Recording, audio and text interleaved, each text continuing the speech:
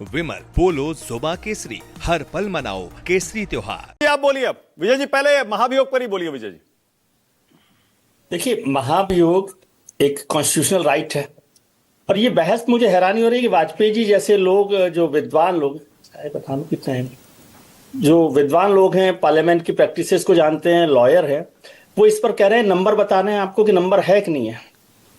Parliament में जो motions move किए जाते हैं वो जीतने हारने के लिए नहीं की जाते, उसकी स्पिरिट को समझिए। वो होते हैं अपने इशू को रखने के लिए।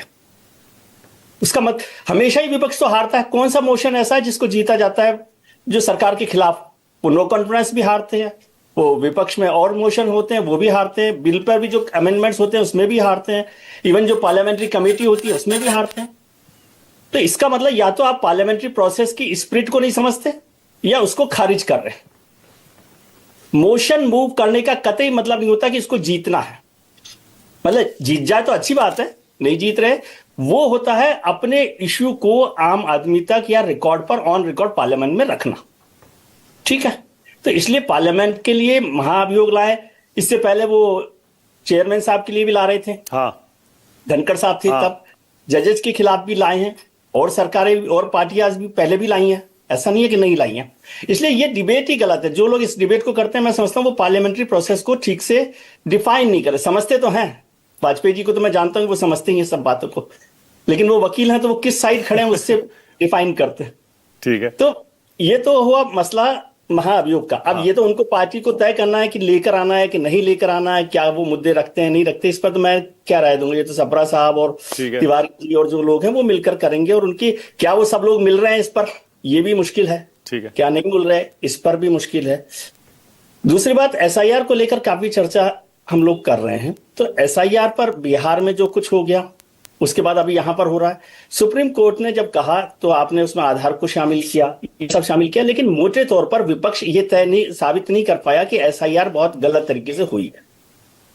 ये भी साफ है जो बिहार में एसआईआर हुई, क्योंकि उसकी कंप्लेंट्स जो होनी चाहिए थी वो कंप्लेंट्स आपने नहीं की, उसके खिलाफ आप नहीं गए। एसआईआर पर जो अभी केरल का जिक्र कर रहे हैं वो तो सुप्रीम कोर्ट में एसआईआर नहीं लागू करने के लिए कर रहे हैं कि वहां पर ना हो। तो इसलिए वो अलग मुद्दा है कि एसआईआर पर कैसे जाना है कैसे नहीं जाना है। सुप्रीम कोर्ट में भी आज सुप्रीम कोर्ट ने, आपने कल एक फैसला देखा, बहुत महत्वपूर्ण फैसला सुप्रीम कोर्ट ने किया जो प्रेसिडेंशियल रेफरेंस पर था, मेरे ख्याल से आपने देखा होगा। तो प्रेसिडेंशियल रेफरेंस पर जो जस्टिस गवई ने अपने आखिरी दिन पर यह फैसला दिया, उसमें बहुत साफ कर दिया कि कॉन्स्टिट्यूशनल अथॉरिटीज की जो लक्ष्मण रेखाएं उनको ध्यान रखा जाए। उसका केवल यह मतलब है, उसका मतलब ये नहीं है कि गवर्नर्स को अधिकार उन्होंने दे दिया। उसमें कहा कि ये, और ऐसा ही इलेक्शन कमीशन के साथ भी सुप्रीम कोर्ट ने किया। उन्होंने ध्यान रखा कि भाई वो कॉन्स्टिट्यूशनल अथॉरिटी है तो वो अपने तरीके से काम करे इलेक्शन प्रोसेस को। तो ये एसआईआर का मसला, वो सुप्रीम कोर्ट में जाकर भी वो क्या कहेंगे क्या नहीं कहेंगे, किस तरह से बात होगी, इन्फिल्ट्रेशन को बात होगी, उस पर भी मेरी चर्चा। बहुत सारे लोग बोल रहे हैं कि घुसपैठिए तो बताया नहीं एसआईआर में। एसआईआर में इलेक्शन कमीशन का काम नहीं है घुसपैठिए बताना, ये काम तो होम मिनिस्ट्री का है, वो बताएंगे। एसआईआर ने अपनी तरफ से छाट दिए कि भाई ये लोग इंडियन नहीं है, ये वोटर राइट्स नहीं है इनके पास, वो कर दिया। अब ये कौन है कौन नहीं है ये होम मिनिस्ट्री बताएगा। इसलिए आप हर चीज के लिए ज्ञानेश कुमार जी को मत कहिए कि आप तो कह रहे थे घुसपैठियों के लिए किया। उन्होंने छाट दिए ना कि जो इंडियंस नहीं है उनको वोट देने का अधिकार नहीं दिया, तो वो 40 लाख हैं 25 लाख हैं जो भी नंबर है।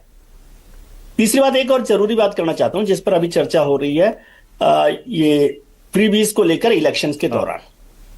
इसको मैं थोड़ा सा क्लियर कर दूं। इलेक्शन कमीशन का मॉडल कोड ऑफ कंडक्ट क्या कहता है? इलेक्शन कमीशन का मॉडल कोड ऑफ कंडक्ट कहता है कि इवन जो ऑनगोइंग स्कीम्स हैं, मैं जोर देकर कह रहा हूं, इवन जो उसका रूल 4 है, आप देख लीजिएगा, वाजपेयी साहब भी और सब लोग भी, ऑनगोइंग स्कीम्स में भी पैसा इलेक्शन के दौरान, जब मॉडल कोड ऑफ कंडक्ट लागू हो जाए, वोटिंग के दिन नहीं, मॉडल कोड ऑफ कंडक्ट लागू हो जाए उसके बाद वो पैसा नहीं बांटना चाहिए। ये इलेक्शन कमीशन का मॉडल कोड ऑफ कंडक्ट कहता है। इसलिए कोई कंफ्यूजन मत रखिए। और इसके बाद भी यदि ज्ञानेश कुमार जी या इलेक्शन कमिश्नर, मैं ज्ञानेश कुमार जी नहीं बोलता, जो भी इलेक्शन कमीशन है वो इसकी परमिशन दे रहा है तो ये गड़बड़ है, गलत है मेरे हिसाब से। अब इसको वो कैसे जस्टिफाई करते हैं नहीं करते हैं तो अलग बात है। हालांकि मुझे सप्रा साहब के लिए चिंता होती है कि जितना ज्यादा जोर दे देंगे कि फ्रीबीज नहीं बांटेंगे और पैसा नहीं देना चाहिए, तो अभी वेस्ट बंगाल के इलेक्शन होंगे तो इलेक्शन कमीशन कहेगा कि नहीं, अब एमसीसी लागू हो गया, अब कोई पैसा नहीं बांट सकती ममता बनर्जी सरकार। हाँ आशु कुछ कह रहे हैं? नहीं, मैं विजय जी की बातों में एक चीज जोड़ना चाहूंगा।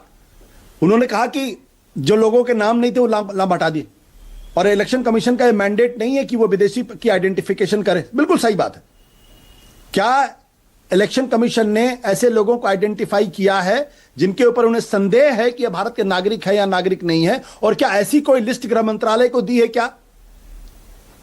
कम से कम मेरी जानकारी में तो नहीं है।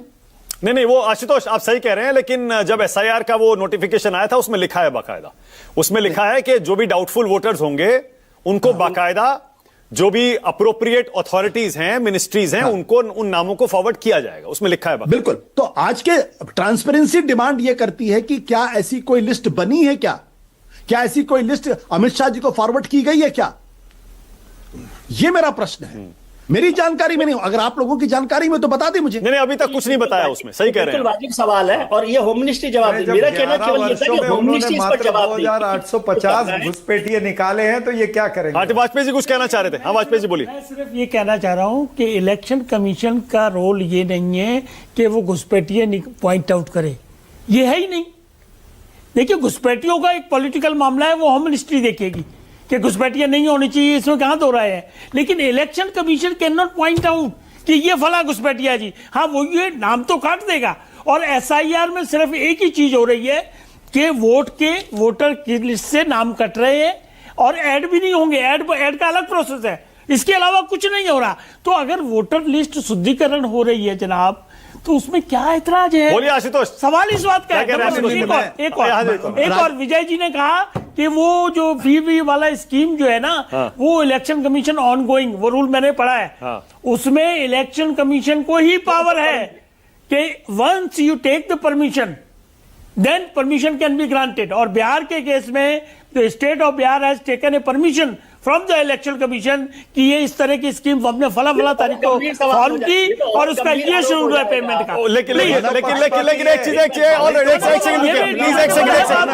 मिनट जरा बंद करिए। ओके, सही कह रहे हैं वाजपेयी जी, लेकिन हमने ये भी देखा है 3-4 उदाहरण ये घूम रहे हैं मार्केट में, सोशल मीडिया में क्लियर है, बिल्कुल आपने भी पढ़े होंगे। तमिलनाडु का है और 2-3 है जिनको परमिशन नहीं दी गई, और कुछ केसेस में परमिशन दे दी गई। तो मतलब इसी डिस्क्रेशन पर तो सवाल हो रहा है। विजय जी क्या कह रहे हैं? ये तो और गंभीर आरोप हो गया कि यदि सरकार ने परमिशन ली और इलेक्शन कमीशन ने दे दी, तो सप्रा साहब और तिवारी जी या जो और सब लोग सवाल कर रहे हैं, या विजय त्रिवेदी और आशुतोष जो सवाल कर रहे हैं, वो तो जस्टिफाई हो रहा है। इलेक्शन कमीशन से जाके सुप्रीम कोर्ट से पूरा इलेक्शन सेटिस्फाइड करा लीजिए ना। मानक क्यों नहीं कराते आप लोग? आशु कुछ कह रहे हैं। आशुतोष बोलिए। बढ़िया पॉइंट आपके पास है। हमारे मित्र एक मिनट आशुतोष, हाँ बोलिए। हमारे मित्र एक के वाजपेयी जी बड़े समझदार आदमी, मैं माफी के साथ उनसे बोलना चाहता हूं। इसी एसआईआर की डिबेट पे वाजपेयी जी कहते थे कि अगर नागरिकता का पता नहीं चलेगा और इलेक्शन कमीशन नहीं करेगा तो फिर कैसे पता चलेगा वोट देने वाले लोग भारत के नागरिक हैं। आज उनकी बोली बदली हुई है। आज उनकी बोली बदली हुई है। I am confining to that कि एलिजिबिलिटी कहां है, और मैं क्यों एडवाइस करूं आपको क्या करेंगे? मौसम वैज्ञानिक है ना भाई। सप्रा जी 10 सेकेंड। वैज्ञानिक सप्रा जी 10 सेकेंड ओनली।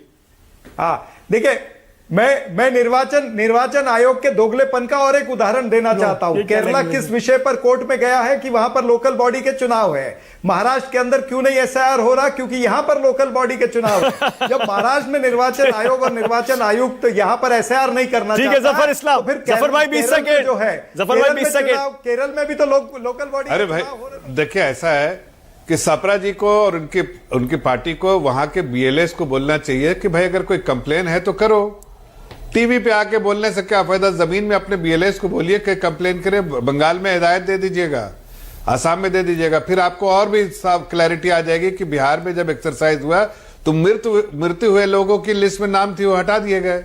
जो लोग माइग्रेट करके अर्बनाइजेशन हो रहा, माइग्रेट करके ठीक है। आशुतोष 10 सेकेंड। आशुतोष 10 सेकेंड। देखिए, ये तो उसी तरीके का तर्क है कि दरोगा आके कह रहा है कि अरे हमारे घर में कंप्लेन हुई नहीं है, तो हम काहे आपके इन्वेस्टिगेट करें? चोरी होने दीजिए, चोरी होने दीजिए। आपने तो कंप्लेन की नहीं, तो हम क्यों आपके इन्वेस्टिगेट करें? आपने दरवाजा खुला छोड़ रखा तो चोर तो अंदर आएगा ही आएगा। अरे ये तर्क काम नहीं करता भाई। जफर भाई प्लीज, आप पढ़े लिखे आदमी हैं। काम कर रहे हैं, इसीलिए चुनाव जीते जा रहे हैं। सारे तर्क काम कर रहे हैं। अरे जफर भाई की आवाज उठाओ भाई, क्या बोल रहे हैं जफर भाई? 10 सेकंड बोलिए। मैं कह रहा हूं कि अगर चोरी आपको लग रही है तो आप आवाज उठाएंगे ना, उठा रहे हैं तो आप कंप्लेन भी तो करेंगे, लेकिन यहां तो आप आवाज उठा रहे, कंप्लेन नहीं कर रहे। ठीक है, ऑल राइट, ओके, इसी नोट पे